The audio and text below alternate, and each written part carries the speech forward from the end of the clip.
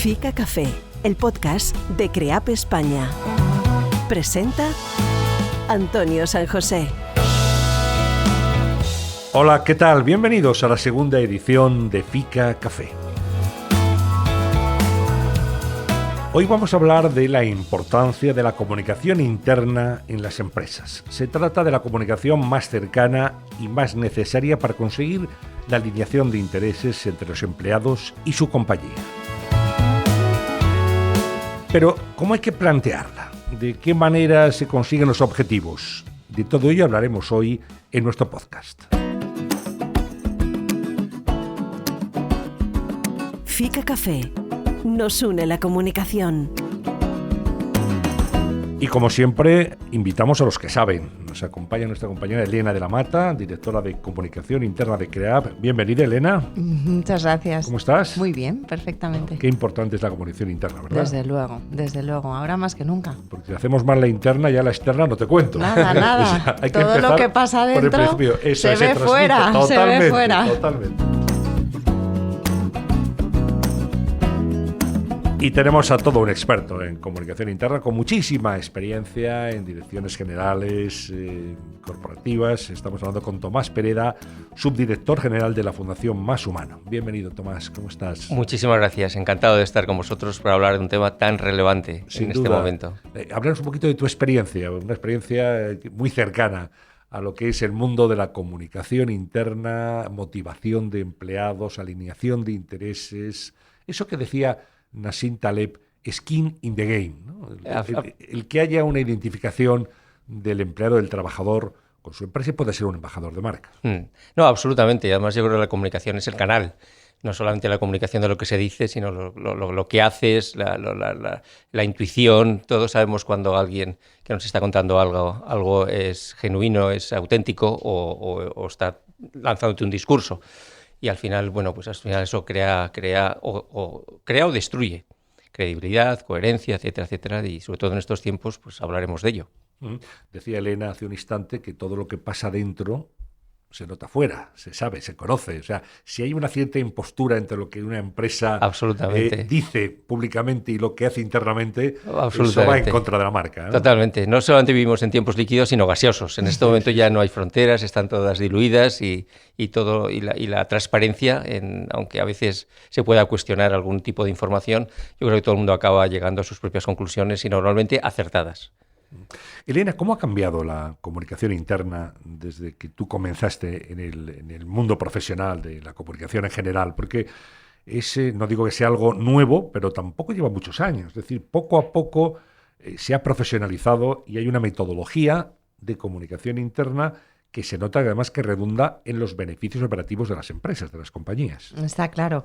Bueno, la comunicación siempre está ahí, siempre ha estado ahí porque es parte de nuestra forma, ¿no?, de comportarnos como seres humanos. Una cosa es que se le preste atención y se trabaje con ella conforme a una estrategia de negocio, y otra cosa es que se eche la vista a un lado, ¿no? Entonces yo creo que sí que es verdad que de un tiempo a esta parte, quizá hace 10 años, ¿no? Tomás, ¿qué opinas? Sí. Ha tomado cierta importancia. Y en estos momentos yo creo que esta pandemia pues nos ha visibilizado más, ¿no? Ha visibilizado la función. Digamos que hemos sacado un poco más la cabeza y bueno, pues hay incluso artículos que dicen que se ha ganado una silla en el Consejo. Yo no sé si tanto, ¿no? Pero es verdad que ha sido una función muy importante en varias fases, ¿no? Una primera quizá de apelar a la gente, a la protección, a la seguridad de las personas que trabajaban en las compañías, mandarlas a casa o protegerlas y darles las indicaciones oportunas de seguridad y de salud. Luego esa fase de desconexión en la que tuvimos también que hacer muchos esfuerzos para conectar con los empleados de otra manera, con otros canales, con audiovisuales y con otras formas, principalmente digitales, para llegar a ellos. Y ahora pues tenemos ese reto de decir, bueno, ¿y qué decimos, ¿no?, para el futuro? ¿Qué es lo que va a suceder? Porque hay muchas compañías que están todavía definiendo qué estrategia van a seguir y eso es complicado, ¿no? Y realmente ahí yo creo que la función está por supuestísimo al servicio de la estrategia del negocio. Sí. Para mí es una palanca clave. Absolutamente. Has comentado un tema muy interesante que es que siempre se comunica, aunque no hables, claro, aunque no digas. Estás comunicando que no quieres contar algo a alguien y que no le estás tratando como un adulto. Incluso lo que cuentas, decir, oye, me estás contando una parte muy oficial, pero no me estás diciendo lo que realmente está pasando.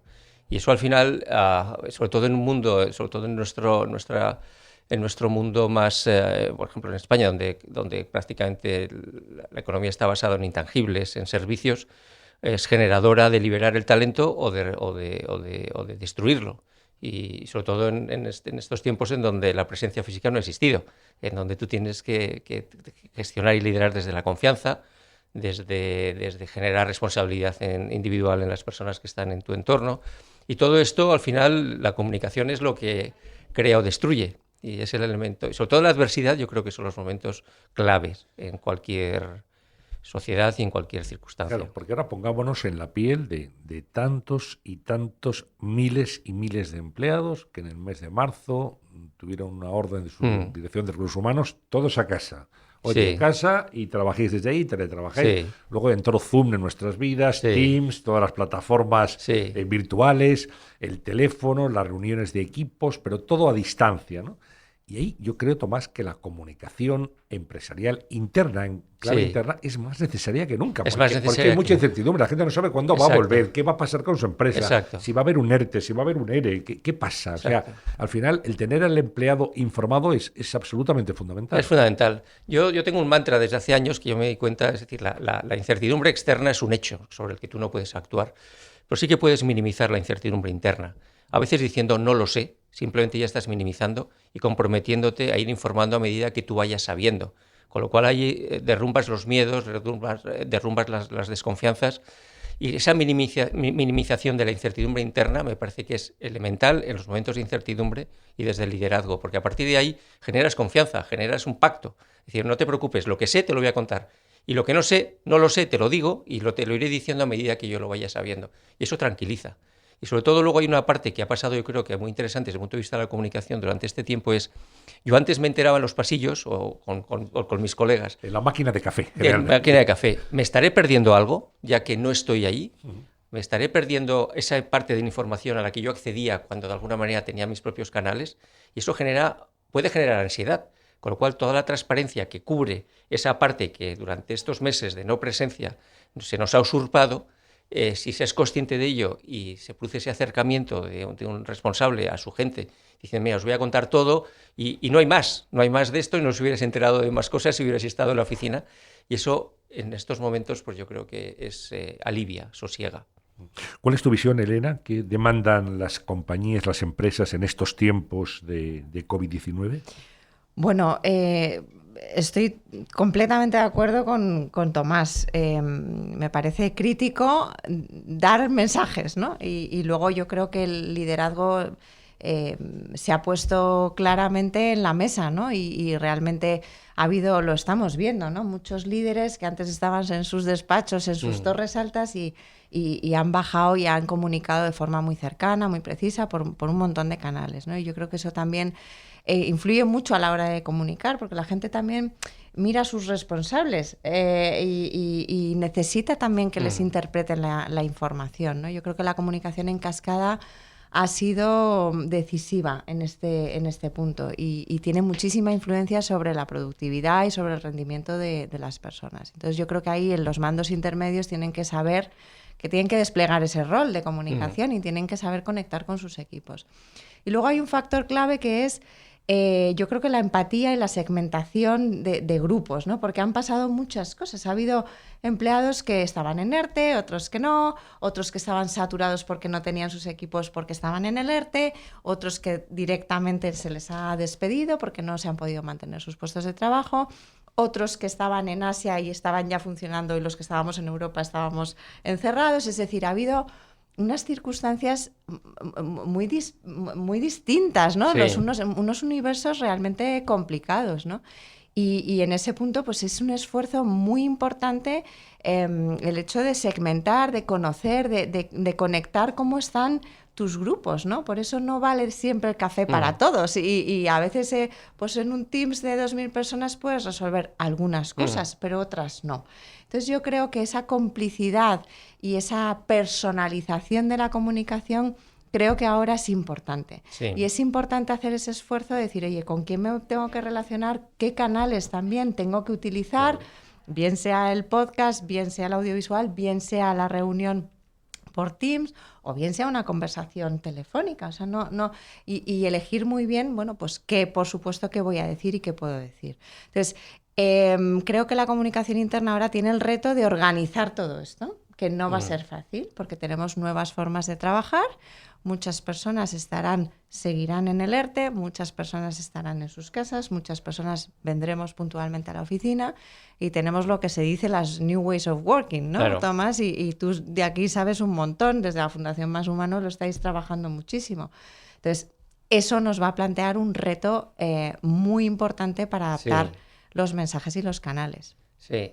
Lo que a mí me pareció muy interesante en estos últimos meses es que se ha entrado en una zona mucho más humana, en el sentido de a los primeros meses había un cierto temor a entrar en la zona más emocional de la comunicación. Es decir, yo puedo comunicar sobre cosas que pasan en mi organización, sobre cosas que pasan en mi negocio, pero si entro en la zona emocional, cuando pregunto a la gente, ¿cómo estás? ¿Qué tal va todo? ¿Cómo te sientes? ¿Qué me quieres preguntar? Y yo me acuerdo en los primeros meses, decía, y si me hablan de cosas personales, ¿cómo las manejamos? Ese riesgo que al principio existía, o más que riesgo, ese temor yo creo que fue superado y a partir de ese momento se entró en los salones de las casas.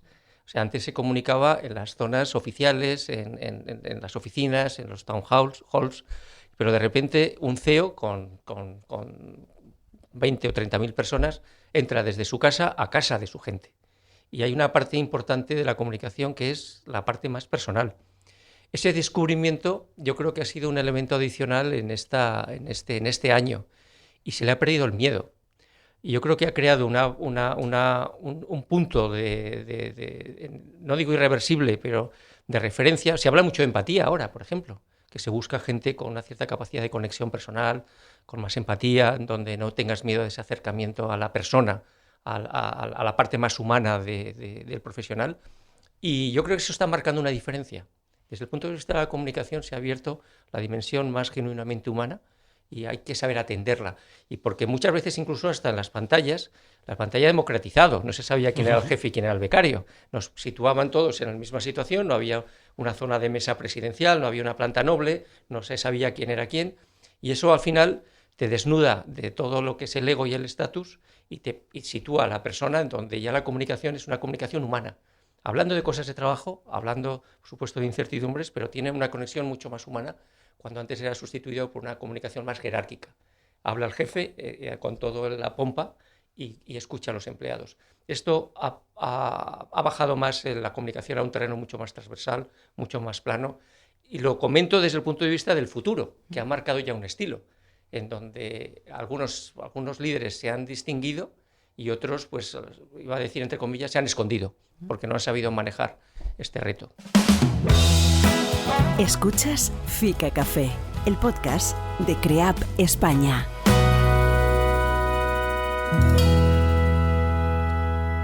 Estamos hablando con Tomás Pérez y con Elena de la Mata de la importancia de la comunicación interna en este Fica Café, y quiero plantearos algo que es, bueno, complicado y duro, supongo.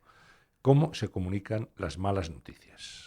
Las noticias adversas, las noticias que intranquilizan, que preocupan a los empleados, porque es una responsabilidad también del líder no dar la callada por respuesta, sino asumir su responsabilidad y compartir esas malas noticias con la gente. ¿Qué hay que hacer ahí, Tomás? Bueno, esta es una pregunta importante y sobre todo en estos momentos. La verdad, eso es lo que diferencia sobre todo a las buenas compañías de las que no lo son. En los momentos de adversidad, cómo manejas esta situación. Tiene mucho que ver con la cosmovisión del propio directivo, del propio líder, como si crees en la confianza, si crees que en el comportamiento de las personas cuando se enfrentan a una situación de adversidad van a actuar correctamente, y a partir de ahí se despliega un modelo muy diferente. Antes comentábamos en términos anecdóticos, que sin dar nombres concretos, pero hay dos casos, un poco como chascarrillo, de dos compañías estadounidenses que uno convocó en el área de movilidad y en el tema de movilidad compartida a 406 personas exactamente para comentarles cómo iba el COVID-19. De repente apareció en una videoconferencia una robótica que les decía que a partir de ese momento estaban despedidos. Duró 2 minutos, se acabó la teleconferencia, la videoconferencia, y ya pues se acabó todo. Entonces, claro, eso devasta el talento. Yo siempre he dicho que en las situaciones de alguna manera de reestructuración es el momento clave para la gestión del talento. O sea, el talento se gestiona desde la adversidad. Entonces, a partir de ese momento, si tú pones en juego determinados valores como el respeto, la autenticidad, la sinceridad, la honestidad, tratar a la gente como adultos, la generosidad, etcétera, a partir de ese momento toda la negociación, incluso hasta con los sindicatos, va a ir muchísimo mejor si lo planteas desde la desconfianza.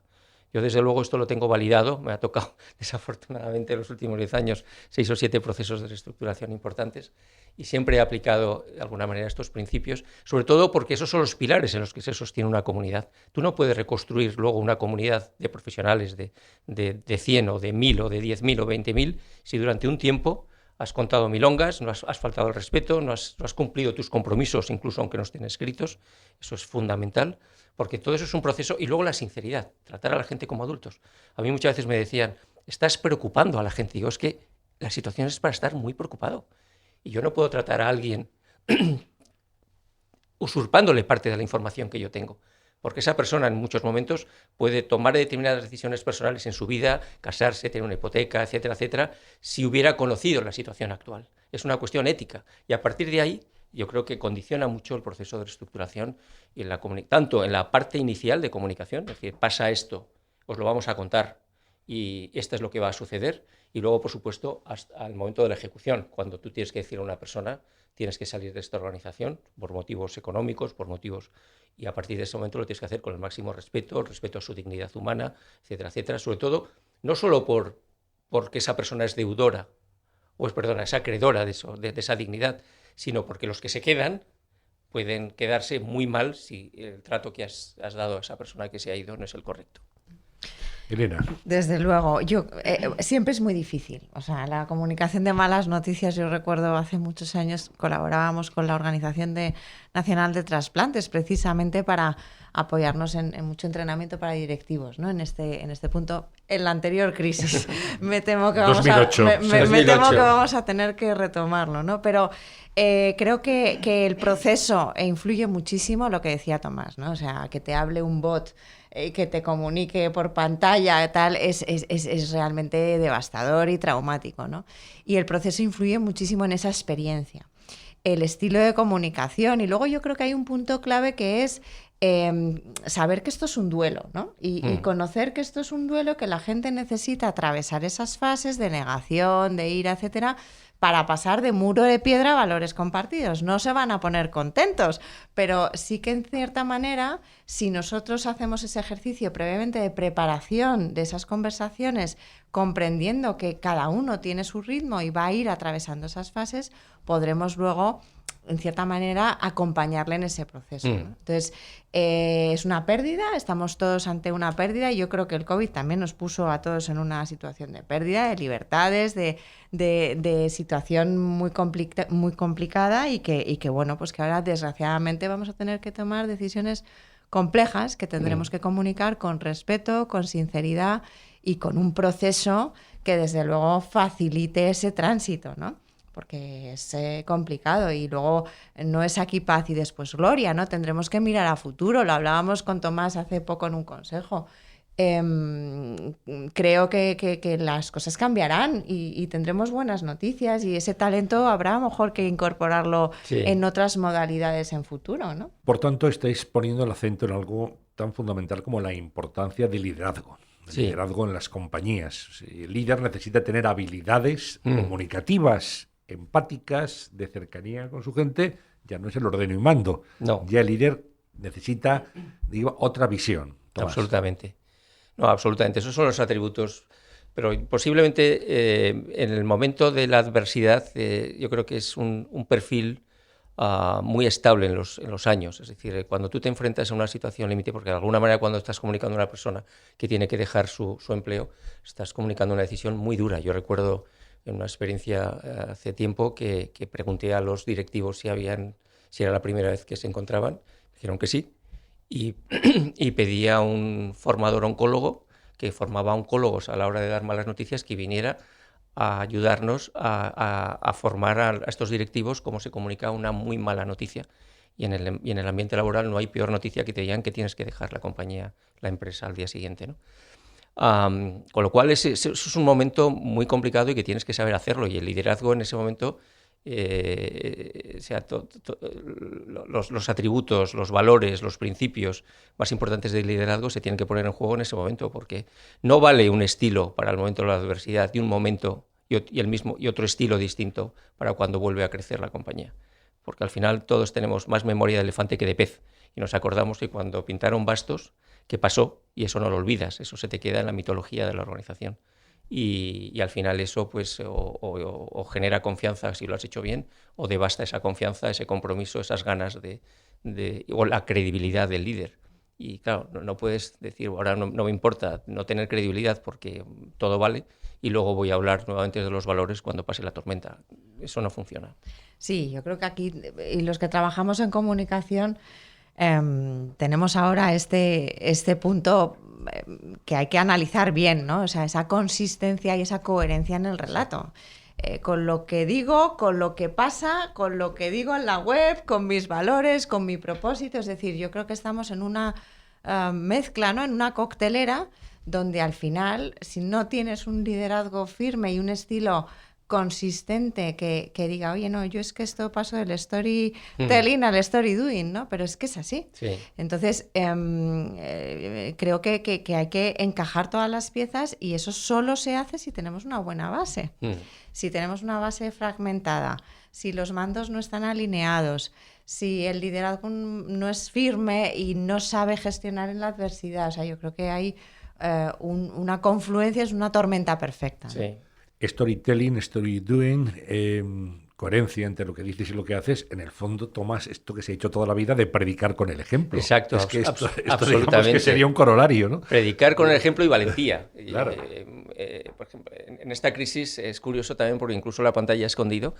Ha habido grandes directivos que de repente se han escondido y desaparecían. Decía, ¿dónde está? No, es que las cosas están mal. Y de repente mucha gente me ha comentado que ha habido otros altos directivos que eran mucho más discretos y que han emergido.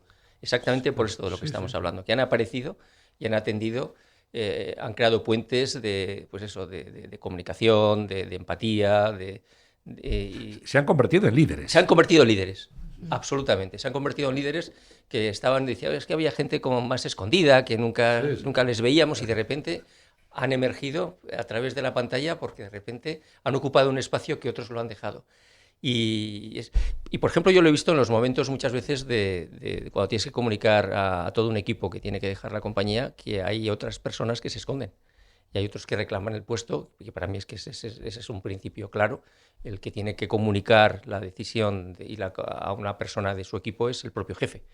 Y claro, eso es un momento muy duro y tienes que ser muy valiente y reclamarlo además, no decir, no, que lo haga otro, no, lo hago yo porque esta persona es de mi equipo. Ese momento reafirma el liderazgo de cualquier profesional que se precie. En este momento hay, claro, unos requisitos que se exigen a los líderes de preparación, idiomas, experiencia. Pero en vuestra trayectoria profesional, ¿creéis que los líderes están preparados para la comunicación interna? ¿Les preocupa la comunicación interna? ¿O les ha preocupado históricamente? Otra cosa es la situación actual. Bueno, aquí vemos un poco de todo, ¿no? Como en botica. Yo creo que esta situación que estamos viviendo ha acelerado también, en cierta manera, un nuevo estilo de liderazgo, ¿no? Lo que hablábamos antes, esa cercanía, esa empatía y esa valentía que necesitamos para la gestión en las dificultades que tenemos, ¿no? Entonces, eso lo hemos discutido en algunas ocasiones de esto ha acelerado algo que ya estaba latente. Creo que todavía tenemos un universo de compañías que están un poco, digamos, ancladas en un escenario pasado.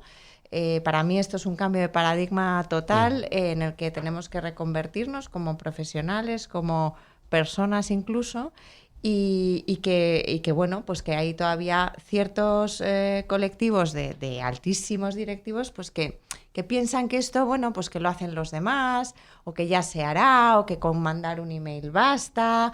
Entonces, creo que para mí es algo que penetra dentro, que forma parte de la cultura de la organización, y es ese estilo de comunicación, ¿no? ¿Qué quieres tener? ¿Qué quieres construir? ¿Cómo quieres que sea, que se comporte y se relacione tu gente? ¿Y cómo quieres que se comunique? Porque la comunicación es la base de cualquier relación. Sí. Entonces, ahí en ese punto, bueno, Tomás lo dice muy bien, ¿no? Tenemos esta dualidad de empresas, ¿no? Las que están todavía un poco en el pasado y las que miran al futuro y son valientes y dicen esto tiene que cambiar. Y luego la realidad, es decir, nosotros que trabajamos con una firma de headhunting americana, con Kinsey Partners, los perfiles están cambiando. Nosotros estamos buscando otras cosas en el mercado.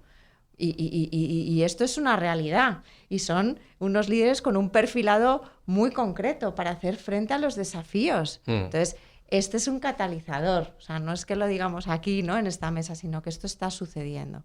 Quien quiera ver esto o quien quiera no verlo y hacer el efecto avestruz, es su decisión, pero creo que nos perdemos muchas cosas si no prestamos atención ahora a lo que va a venir en el futuro. Absolutamente.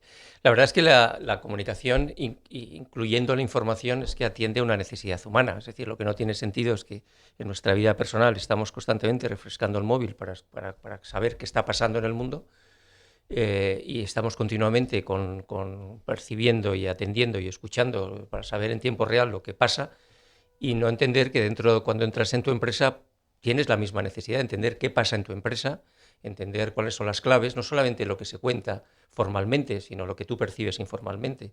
Entonces, si divorcias esa necesidad humana de estar al día de todo, ¿cómo no vas a estar al día de aquello de lo que tú te ganas la vida? Entonces, a partir de ahí se producen a veces unas conversiones raras de tratar a la gente un poco como de una manera infantil. Claro, pero para eso, Tomás, necesitas ejercitar la escucha activa. Absolutamente. Y hay muchos líderes que no escuchan ni activamente ni Exacto, pasivamente. ni pasivamente. Directamente no oyen. Exacto. No quieren oír, no Exacto. quieren escuchar, ¿no? O consideran que un exceso de información va a distraer a la gente y les va a preocupar, y bueno, esto no interesa a la gente. Dice, hombre, ¿no te interesa a ti? ¿Qué te crees que la gente se sienta de ti? A todos nos interesan las mismas cosas, sea cual sea la posición que ocupes en la organización. Bueno, estamos terminando esta conversación sin duda muy interesante porque viene muy al pelo de la actualidad, ¿no? Y quería plantearos, comunicación interna en las compañías. Ya casi todas las más importantes cuentan con un departamento de comunicación interna. Esto se lo han tomado en serio, no desde hace mucho tiempo, pero ya es una realidad. ¿Dónde tiene que estar encuadrada? Porque aquí sí que estamos hablando de un medio camino entre la Dirección de Recursos Humanos y la Dirección de Comunicación. Y claro, la comunicación interna participa de las dos. Son decisiones que afectan a la compañía, al talento, a la gestión de las personas, pero que tienen que ver mucho también con la comunicación. Elena. Bueno, yo realmente creo que es una decisión de cada negocio, ¿no? Y también de cómo tenga a su gente, ¿no? Y de cómo tenga esa estructura en la organización.